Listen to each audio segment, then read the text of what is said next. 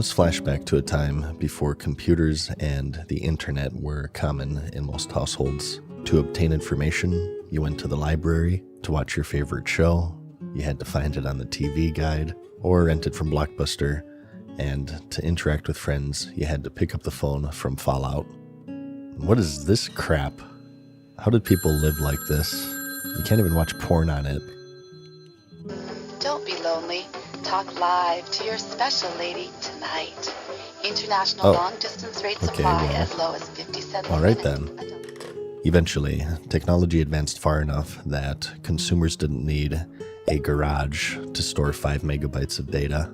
As the personal computer had started to become more and more standard in households, many industries would be revolutionized, including, of course, the most important of all, video games. Multiplayer games in particular would see a revolution, the likes of which they had never seen before, as instead of handing the controller to a friend beside you, you could, on demand, at any time, play against a stranger from across the world. This would not only change existing genres, but also create entirely new ones, one of the biggest being, the most intense yet, the MMORPG, where players could come together from all over the world to form virtual online communities, and especially ever since the breakthrough release of World of Warcraft in 2004, people love them. Some people really love them, actually. Like, if MMOs were a person, they would want to wear their skin levels of obsession. Put the fucking lotion in the basket! It is a pretty intense genre of game. They are very time-consuming. They can be quite expensive, and people, as a result, become quite invested into them, so much so that their love for a particular game can manifest itself into disdain for another, or even the transgressors who dare play them.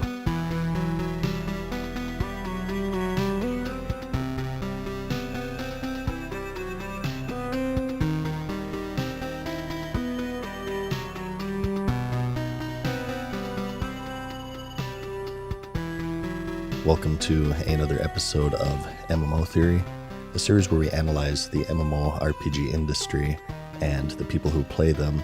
And today we're going to analyze MMO tribalism, what it looks like, why it happens, and its effect on fan bases, the industry at large, and social media as a whole.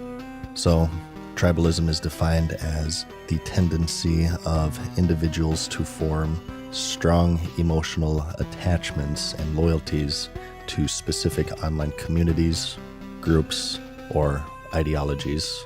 Social media platforms provide spaces for users to interact with others who share similar interests, beliefs, or identities. But in the case of tribalism, the shared interest can often transform into a combined hatred for another, transforming an environment that was once characterized by shared enthusiasm to toxicity, and leading to this us versus them mentality. It's like the old Xbox versus Nintendo versus PlayStation console wars. But I would make the argument that it's even more intense with MMOs for a variety of reasons.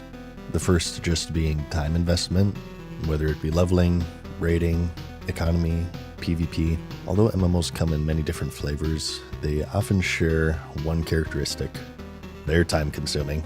The goal of the MMO developer is to keep the player hooked and forever creating new obstacles and also satisfying ways to overcome these obstacles, whether that be in the form of quests, raiding, PvP content, whatever. And so each of these activities are designed to sink days, weeks, months, years into, all the while the players invest more and more time into them. So a lot of why this tribalism happens has to do with how humans shape their identity. The more time that we tend to invest into things, the more emotions we also invest into that same thing. This special personal connection is formed as it becomes a daily part of our lives. Some would describe it as a comfort activity. So with how MMOs are structured, with activities resetting daily, raids resetting weekly, and so on, there's this incentive to make them a constant everyday part of your life. Toxicity, such as with tribalism, often spawns from emotion. Let the hate flow through you. And with these MMOs, there's this huge potential for this very heavy emotional investment that comes with time. In addition, we also have money. In the early days, the monetization model for MMOs was as follows. You bought the box and also a subscription to play the game, and every couple of years, if it was popular enough, expansions.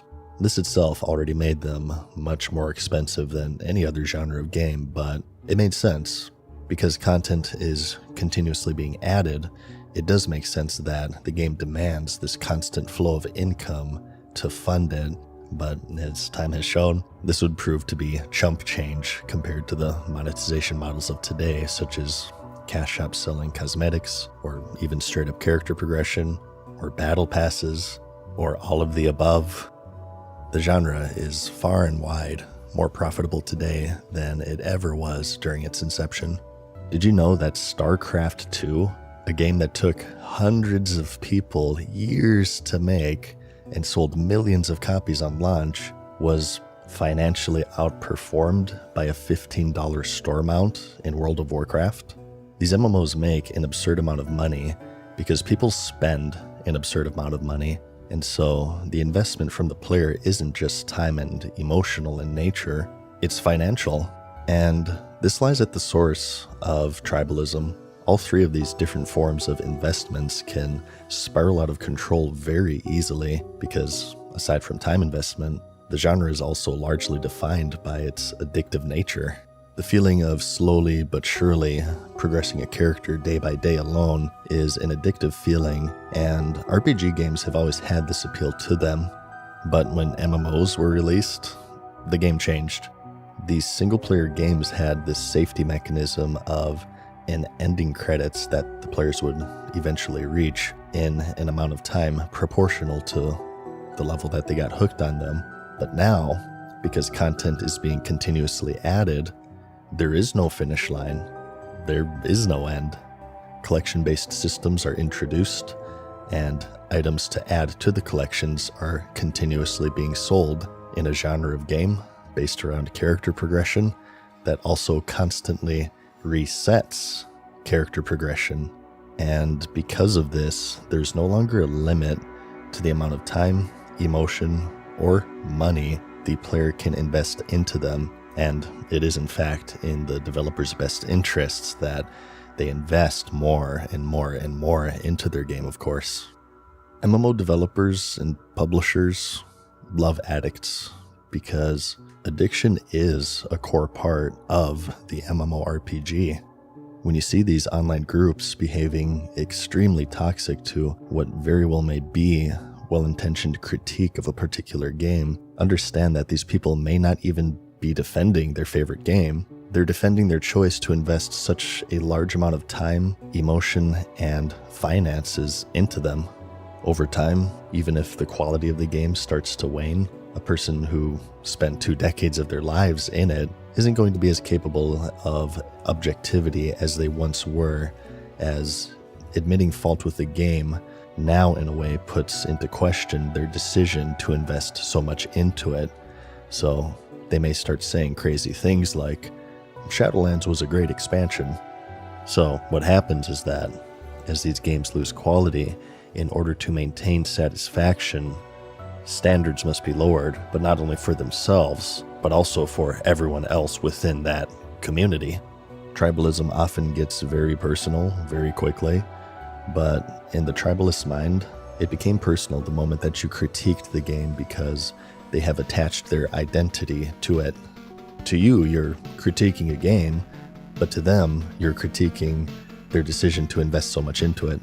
And this isn't just MMOs, it's not just even gaming, it's social media as a whole.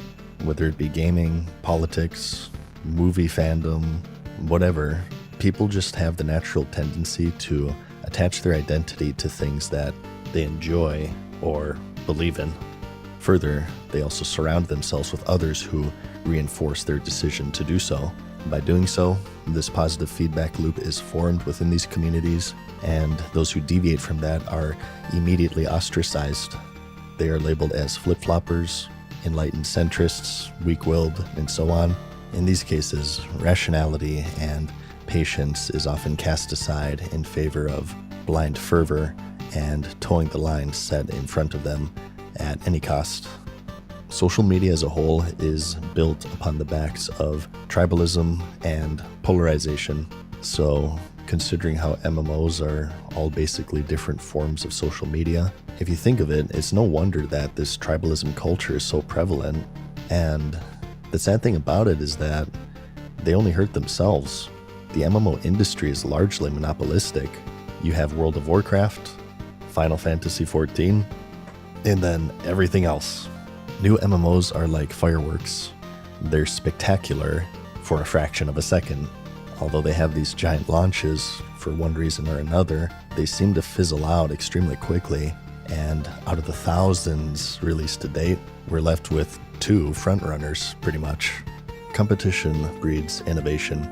MMOs vary in monetization models. Some require a sub fee, others don't, but what they all compete for unequivocally is your time.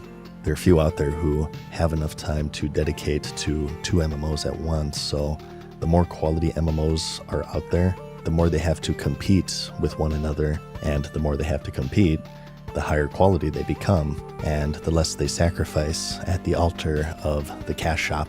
So in reality, what they should be doing is cheering each other on, as it puts a fire under the developers to create better experiences for their games. Is it any coincidence that Dragonflight, which people seem to generally like, came after it became clear that 14 was providing some serious competition to what used to be the undisputed king? But again, this is all based on logic, and tribalists don't operate on logic. As described, they operate on emotion, but the sooner that the community can recognize that together they are strong and put aside their petty differences, the sooner they shed these insecurities and open up and echo critique that may very well improve the thing that they invest so much into. As a result, the better products they get, the better politicians they get, and most importantly, of course, the better MMOs they get. Like the video if you liked it, because I'll see you in the next one. Peace.